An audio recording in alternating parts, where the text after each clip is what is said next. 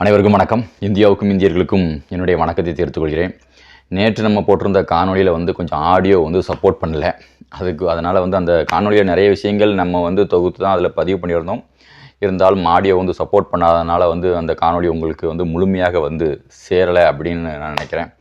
So இன்றைய காணொலியை முழுமையாக பாருங்கள். ஏன்னா இதனுடைய தொடர்ச்சி நம்ம அதிகமாக பேச வேண்டியது இருக்குது.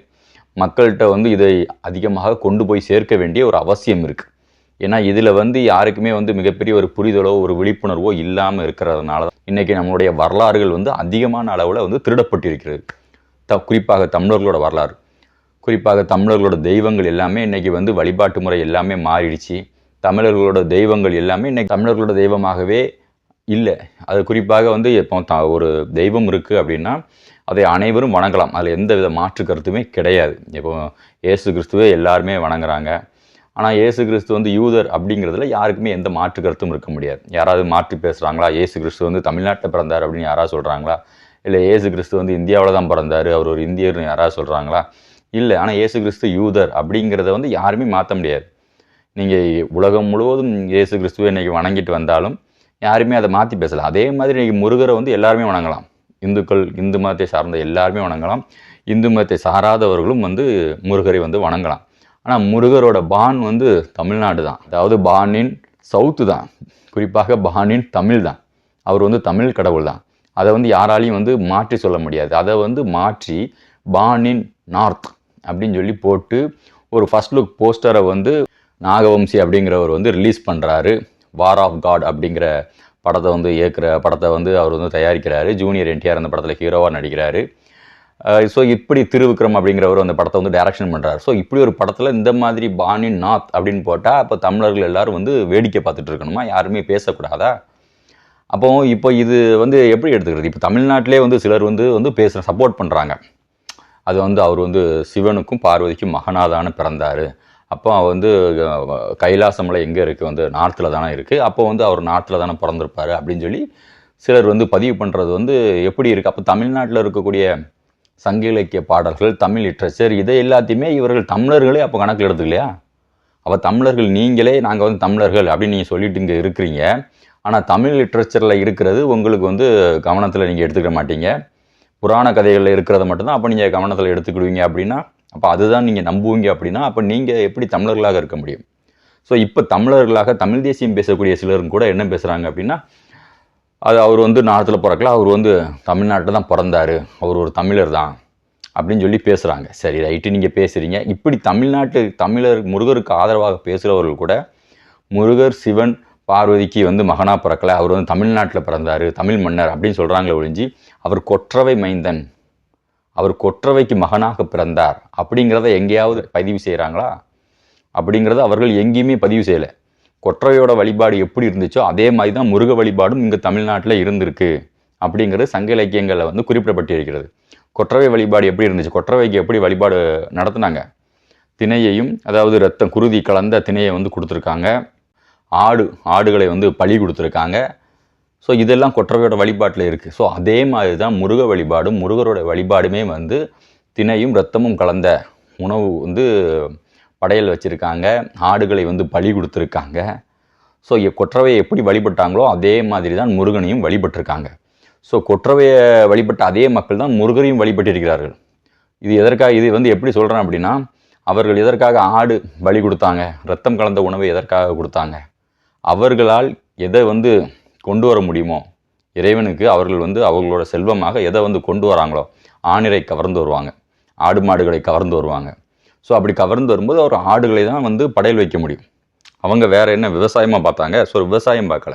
அவர்கள் எதை கொண்டு வராங்களோ, அவர்கள் போருக்கு போகிறாங்க, ஆணிரை கவர்ந்துட்டு வராங்க, கவர்ந்து அந்த ஆணிரையை முருகனுக்கு படையல் வைக்கிறாங்க. படையல் வைத்து வேலன் வெறியாட்டு, அதன் பிறகு மரத்திகள் வேலன் வெறியாட்டு ஆடுவாங்க அப்படிங்கிறது அங்கே பதிவு செய்யப்பட்டிருக்கிறது. புறப்பொருள் வெண்பா மாலையில் மரத்திகள் அந்த போரில் வெற்றி பெற்று கணவன்மார்கள் வந்தோடனே அந்த சந்தோஷத்தில் வேலன் ஆடின மாதிரி ஆடுவாங்க அப்படிங்கிறதும் சங்க இலக்கியங்களில் பதிவு செய்யப்பட்டிருக்கிறது. இதை எல்லாத்தையுமே இங்கே பேசுகிறதுக்கு இங்கே ஆள் கிடையாது. இதை யாருமே பேசுகிறதும் கிடையாது. மற்றவர்களோட வரலாறெல்லாம் நீங்கள் மிக தெளிவாக பேசுகிறீங்க. அப்போ இது தமிழர்களோட வரலாறு தானே. இது வந்து சங்க இலக்கியங்களில் இருக்குது, புறப்பொருள் வெண்பாமாலையில் இருக்குது, தொல்காப்பியத்தில் இருக்குது. தொல்காப்பியத்தில் குறிஞ்சி திணையில் இப்போ பாலை நிலம் அப்படின்னு சொன்னால் இவர்கள் எதை வந்து சொல்கிறாங்க, பாலை நிலத்தில் எதுவுமே கிடையாது அப்படின்னு சொல்கிறாங்க. ஆனால் குறிஞ்சியும் முல்லையும் முறைமையில் திரிந்து நல்லியல்பு இழந்து பாலை என்னும் வடிவம் கொள்ளும் அப்படின்னு சொல்லிட்டு தொல்காப்பியத்தில் சொல்லியிருக்காரு. ஸோ இப்படி சொல்லியிருக்காரு அப்படின்னா அப்போ பாலைங்கிறது எங்கே இருக்குது? குறிஞ்சியும் முல்லையும் தான் பாலை. குறிஞ்சியும் முல்லையும் தான் பாலை. அப்போ அந்த குறிஞ்சி திணையிலேயும் வந்து கொற்றவை, அதாவது மரக்குடி மக்களை பற்றி அந்த குறிஞ்சி நிலத்தை பற்றி குறிப்பிடப்பட்டிருக்கிறது. முல்லை நிலத்தில் வந்து குறிப்பிடப்பட்டிருக்கிறது. முல்லை நிலத்தில் சொல்லப்பட்டிருக்கிறது தொல்காப்பியத்தில், மரங்கடை கூட்டிய குடிநிலை சிறந்த கொற்றவை நிலையும் அத்திணை புறனே அப்படின்னு பதிவு செய்திருக்கிறார்கள். அப்போ இதெல்லாம் எங்கே வருது? முல்லை நிலத்தில் தானே வருது. அப்போ கொற்றவையை வணங்கியிருக்காங்க. கொற்றவை வந்து முருகனோட தாய்.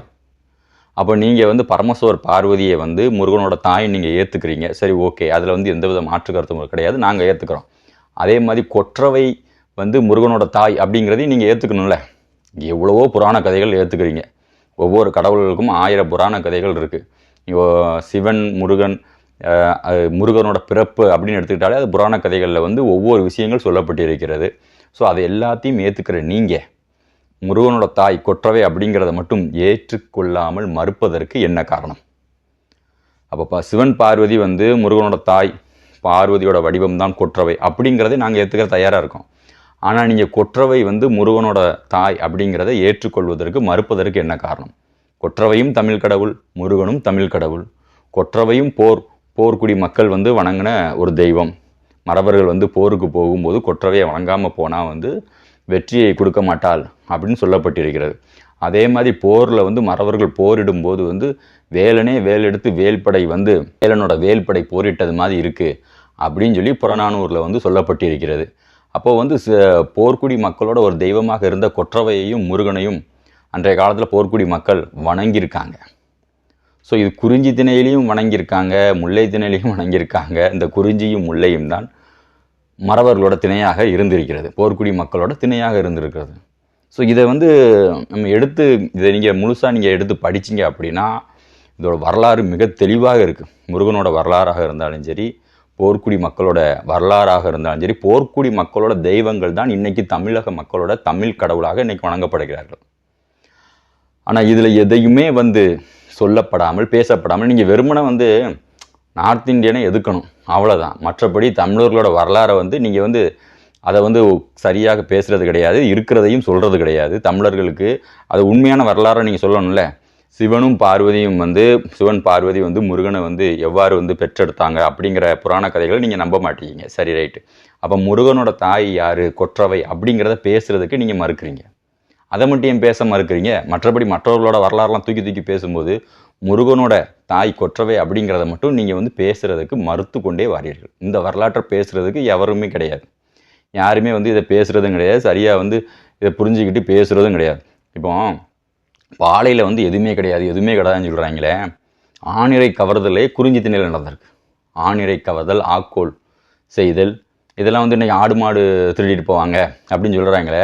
குறிஞ்சி திணையிலே வந்து ஆக்கோல் செய்தல், ஆணிரை கவர்தல், இதோட தொடக்கமே குறிஞ்சி திணை தான்.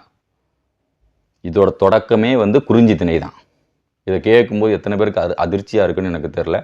நிறைய பேர் வந்து அது எப்படி பாலை திணையில் தானே வந்து இவங்க வந்து ஆடு மாடுகள்லாம் வந்து திருடுவாங்க, ஆடு மாடுகள் ஆக்கோல் திருடுறது, ஆணிரை கவர்தல், இதெல்லாம் வந்து பாலை திணையில் தான் நடந்துச்சு. பாலையில் எதுவுமே கிடையாது, அதனால் இவர்கள் ஆடு மாடை வந்து திருடிட்டு போனாங்க, ஆடு மாடுகளை வந்து கவர்ந்துட்டு போனாங்க அப்படின்னு சொல்லி ஒரு இலக்காரமாக பேசுகிறாங்கல்ல. குறிஞ்சி திணையிலே தான் ஆக்கோல் செய்தல், ஆணிரை கவர்தல் குறிஞ்சி திணையில் தான் தொடங்குச்சு. இதை நான் சொல்லும்போது சிலருக்கு அதிர்ச்சியாக இருக்குன்னா அதை கமெண்டில் சொல்லுங்கள், உங்களுக்கு ஏன் அதிர்ச்சியாக இருக்குன்னு. சிலருக்கு இந்த உண்மைகள் வந்து ஏற்கனவே நீங்கள் படிச்சிருந்தீங்க, குறிஞ்சி திணையில் தான் ஆக்கோல் ஆணிரை கவர்தல் நடந்துச்சு அப்படிங்கிறத நீங்கள் படிச்சிருந்தீங்கன்னா அதையும் வந்து சொல்லுங்கள். ஏன்னா இதை வந்து நம்ம வந்து தொடர்ந்து பேச போகிறோம். ஏன்னா இதில் வந்து நிறைய உண்மைகள் வந்து தமிழர்களே வந்து மறைச்சிருக்காங்க. இன்றைக்கி நான் தான் தமிழர்களுக்காக நாங்கள் தமிழ் தேசியம் பேசுகிறேன்னு சொல்கிற இவர்களே வந்து நம்மக்கிட்ட இருந்து எவ்வளோ பெரிய உண்மைகளை வந்து மறைச்சிருக்காங்கன்னு பாருங்கள். குறிஞ்சி திணையில் தான் ஆக்கோல் செய்யப்பட்டு இருக்கிறது, ஆணிரை கவரப்பட்டிருக்கிறது அப்படிங்கிறது குறிஞ்சி திணையில் இருக்குது. குறிஞ்சி திணையோட கடவுளாக முருகன் வழிபடப்பட்டிருக்கிறார் அப்படிங்கிறது எந்த மாற்று கருத்தும் இல்லை. ஆனால் போருக்கு போயிட்டு வர்றவங்க வெற்றி பெற்றவன வந்து முருகனை வந்து வழிபட்டிருக்காங்க. இவர்கள் வந்து போருக்கு போகும்போது கொற்றவையை வழிபட்டிருக்காங்கன்னு சொல்கிறாங்கல்ல. போருக்கு போயிட்டு வந்து அந்த ஆணிரைகளை கவர்ந்து வராங்க. வந்து அதை வந்து தேவையானவர்களுக்கு கொடுத்துட்டு அதன் பிறகு வந்து முருகனுக்கு வந்து அந்த ஆடை வந்து வெட்டி பலியிட்டு முருகனை வந்து வணங்கியிருக்காங்க. வேலன் வெறியாட்டு நடத்தியிருக்காங்க. இதெல்லாம் சங்க இலக்கியங்களில் இலக்கிய பாடல்களில் இருக்குது. ஆனால் இது எதையுமே இங்கே வந்து சொல்லாமல் இதை வந்து நம்ம தொடர்ந்து பேச போகிறோம். ஏன்னா இவங்க வந்து எவ்வளோ தூரம் மறைச்சிருக்காங்கன்னு ஒரு மிகப்பெரிய ஒரு அதிர்ச்சியாக இருக்குது. ஏன்னா மறவர்களை வந்து இவ்வளோ தூரம் வந்து ஒரு மிகப்பெரிய இடத்துல வந்து மறவர்கள் வந்து ஒரு போற்றக்கூடிய குடியாக வந்து மறவர்களை பற்றி இத்தனை இலக்கிய பாடல்கள் இருக்குது. இருந்துமே பார்த்திங்கன்னா மறவர்களுக்கு எந்த வரலாறுமே கிடையாது. கள்ளர் மறவர் அகமுடையாரா இவங்களுக்கு எந்த வரலாறும் கிடையாது. இவங்கெல்லாம் பாளையத்திணையில் உள்ளவங்க. இவங்க வந்து ஆணிரை பாளையில் எதுவுமே கிடையாது. எதுவுமே இல்லாதவங்க வந்து இருக்கிறவன்ட்டு வந்து எடுக்க தான் செய்வான். பாரிசாலன் பேசுகிறாப்புல. அப்போ இவர்கள்லாம் வந்து இந்த சங்க இலக்கிய பாடல்கள்லாம் இவர்கள் எதுவுமே படிக்கலையா? அப்போ இவங்கெல்லாம் வந்து தமிழ் தேசியம் அப்படிங்கிற பேரில் நம்மக்கிட்ட எவ்வளோ பெரிய நாடகத்தை போட்டுட்ருக்காங்க. இவங்க வந்து வடநாட்டுக்காரன்னு சொல்கிறாங்க. வடநாட்டுக்காரர் எப்படி தமிழர்கள்னாலே நீங்கள் வந்து இதாக பாய்ச்சிங்க, தமிழர்களோட வரலாற்றை வந்து திருடுறீங்க. உன் வரலாறையே நீ வந்து சரியாக பேச மாட்ட, அதையே நீ மாற்றி பேசுகிற. கொற்றவை மைந்தன் உனக்கு சொல்கிறதுக்கு வலிக்குது. குறிஞ்சி திணையில் ஆணிரை கவர்தல் நடந்துச்சு. மறவர்கள் குறிஞ்சி திணையிலேயே வந்து போரை வந்து துவங்கிட்டாங்க. முதல் ஒரு போர் குறிஞ்சி திணையில் ஆணிரை கவர்தல் நடந்துச்சு. அதோட துவக்கமே குறிஞ்சி திணை தான் அப்படிங்கிறது சங்க இலக்கியங்களில் இருக்குது. ஆனால் அதை சொல்கிறதுக்கு இங்கே தமிழ் தேசியம் பேசுகிற எவனுமே தயாரில்லை. இவன் வந்து முருகரை வந்து தமிழ் தேசியம் தமிழ் கடவுள் அப்படின்னு சொல்லிட்டு நீங்கள் வந்து பேசிகிட்டு இருக்கீங்க. வடநாட்டுக்காரன்ட்ட சண்டை போட்டுட்ருக்கீங்களா? நீங்கள் அப்போ சரியாக தமிழர்களோட வரலாறை பேசுகிறீங்களா? கொற்றவை மைந்தன்கிறத பேசுங்க.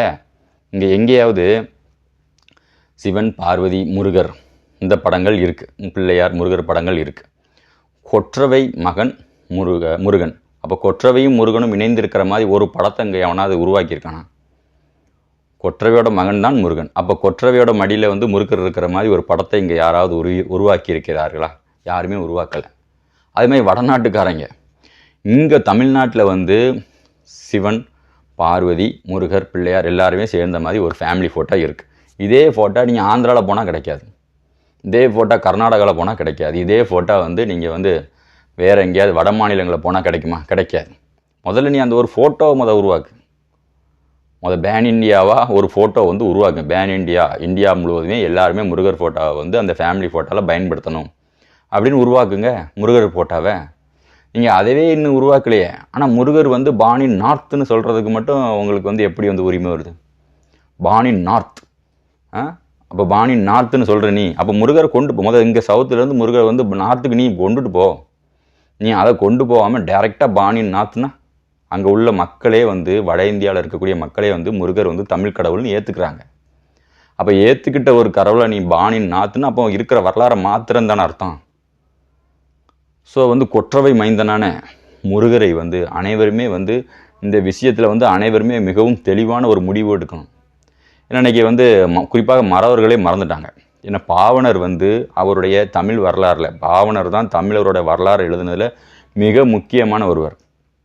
அந்த பாவனர் தமிழர் வரலாறில் வந்து முருகன் எப்படி உருவாக்கப்பட்டார், போர்க்குடி மக்கள் மரக்குடி மக்கள் வந்து முருகனை உருவாக்கி அவர் கையில் வச்சிருக்க வேல் வந்து வேல்படை, போரில் சண்டை போடக்கூடிய மறவர்கள் பயன்படுத்தக்கூடிய வேல் தான் அந்த முருகர் கையில் இருக்கக்கூடிய வேல் அப்படிங்கிறதையும் அவர் வந்து சொல்லியிருக்காரு. மறவர் எப்படி இருப்பாரோ அதே தோற்றத்தில் தான் வந்து முருகன் வந்து உருவாக்கப்பட்டார் அப்படிங்கிறதையும் வந்து பாவனர் அவர்கள் பதிவு செய்திருக்கிறார். ஸோ அப்படி வந்து முருகன் அவர்களுடைய வரலாறு வந்து மிக முக்கியமான வரலாறு. அது தமிழரோட வரலாறு தான். முருகர் வந்து தமிழ் கடவுள் தான். அதில் எந்தவித மாற்று கருத்துமே இல்லை. அப்போ அதை வந்து சரியாக சொல்லணும்ல. வரலாற்றில் இருக்கிறத இருக்குதுன்னு சொல்லணும்ல. இருக்கிறத இருக்குதுன்னு சொல்கிறதுல எந்த தவறும் கிடையாது. நீங்கள் தேடி பார்த்தீங்கன்னா சிலப்பதிகாரத்தில் இருக்குது, வேட்டுவரியில் இருக்குது. அதே மாதிரி அதே வேட்டுவரியில் என்ன சொல்லப்பட்டிருக்கிறதோ அது அப்படியே வந்து புறப்பொருள் வெண்பா மாலையில் இருக்குது. புறநானூற்றில் போர் செய்யும்போது அந்த மறவர்கள் எப்படி போர் செய்வாங்க அப்படிங்கிறத பற்றியான பாடல்கள்லையும் முருகரை பற்றி இருக்கிறது. ஸோ அதே மாதிரி இப்போ நீங்கள் முருகரை வந்து மறவர்கள் வணங்குறாங்கன்னு அப்படின்னா இதில் உங்களுக்கு வரக்கூடிய ஒரு மிக முக்கியமான டவுட்டு, முருகரை வந்து மறவர்கள் வணங்கினாங்க அப்படின்னா முருகர் வந்து பாளையத்திணையோட கடவுளா அப்படின்னு நீங்கள் கேட்கலாம். முருகர் வந்து பாளையத்திணையோட கடவுளா? எப்படி முருகரை வந்து மறவர்கள் வணங்கினாங்க அப்படின்னு சொல்லிடுறீங்க? மறவர்களோட குலதெய்வமாக முருகர் இருந்தார் அப்படின்னு நீங்கள் சொல்கிறீங்க அப்படின்னா முருகர் பாலைத்திணை அப்படிங்கிறதே வந்து குறிஞ்சியும் முல்லையும் முறைமையில் தெரிந்தது தான் பாலை. ஸோ குறிஞ்சி திணையிலையும் மறவர்கள் இருந்திருக்காங்க. ஏன்னா குறிஞ்சி திணையிலையும் பாலை இருக்குல்ல, முல்லையிலையும் பாலை இருக்குல்ல, குறிஞ்சி திணையும் முல்லையும் தான் பாலை. ஸோ இதை வந்து நம்ம இன்னும் மிக தெளிவாக விரிவாக நம்ம பேச போகிறோம். ஏன்னா நிறைய விஷயங்களை நம்மக்கிட்ட இருந்து மறைச்சிருக்காங்க. ஸோ அது எல்லாத்தையுமே நம்ம வெளியே கொண்டு வந்து பேச வேண்டியது இங்கே மிக மிக முக்கியமான ஒரு விஷயமாக இருக்குது. ஏன்னா நமக்கே நம்மளுடைய வரலாறு தெரியல, தமிழர்களுக்கே தமிழர்களோட வரலாறு தெரியலன்னா அப்போ அடுத்த வந்து இதுதான் உன் வரலாறு அப்படின்னு சொன்னால் அதை வந்து நம்ம நம்ப ஆரம்பிச்சிருவோம். குறிப்பாக வந்து மறவர்களுக்கு இந்த முக்குலத்தோர் சமுதாயத்திற்கு வந்து உங்களோட வரலாறு தெரியல, நீங்கள் கொற்றவையையும் வழிபட மறந்துட்டீங்க, கொற்றவையும் வழிபடுறதில்ல, கொற்றவை நம்ம தெய்வம்தான் அப்படின்னு உங்களுக்கு யார் சொன்னா? ஸோ புத்தகத்தில் இருக்குது, பாலைத்திணை மக்கள் வந்து இவர்களோட தெய்வம் கொற்றவை அப்படின்றது. அதனால தானே தெரியுது. ஆனால் சொன்ன அந்த பாடத்தில் இருக்கிறனால தெரியுது. ஆனால் பாடத்திலே இல்லாத பல விஷயங்கள் இருக்குது. அது வந்து சங்க இலக்கியங்களில் இருக்குது. அதையே உங்ககிட்ட இருந்து மறைச்சிருக்காங்க. கொற்றவையோட மகன் தான் முருகன். நீங்கள் எப்படி கொற்றவையை வணங்குறீங்களோ அதே மாதிரி தான் முருகனையும் ஒரு காலத்தில் வணங்கிட்டு வந்தீங்க. போருக்கு போகும்போது எப்படி கொற்றவையை வணங்குனீங்களோ அதே மாதிரி போர் முடிந்து வெற்றியோடு திரும்பி வரும்போது முருகனை வந்து வணங்கிட்டு வந்தீங்க. இது எல்லாத்தையுமே நீங்கள் இன்றைக்கி மறந்துட்டீங்க. ஸோ இது எல்லாத்தையுமே நீங்கள் மறந்துட்டீங்க. எப்படி கொற்றவையோட படத்தை நீங்கள் பயன்படுத்தணும், அதே மாதிரி முருகனோட படத்தையும் அனைவருமே பயன்படுத்திட்டு தான் இருந்தாங்க. ஸோ இருந்தாலும் அது எதற்காக பயன்படுத்துகிறோம் அப்படிங்கிறத தெரிஞ்சு பயன்படுத்துங்க. நன்றி. மீண்டும் ஒரு காணொலியில் நான் உங்களை சந்திக்கிறேன். நான் சந்தானம் பாண்டியன். ஜெய் ஹிந்த்.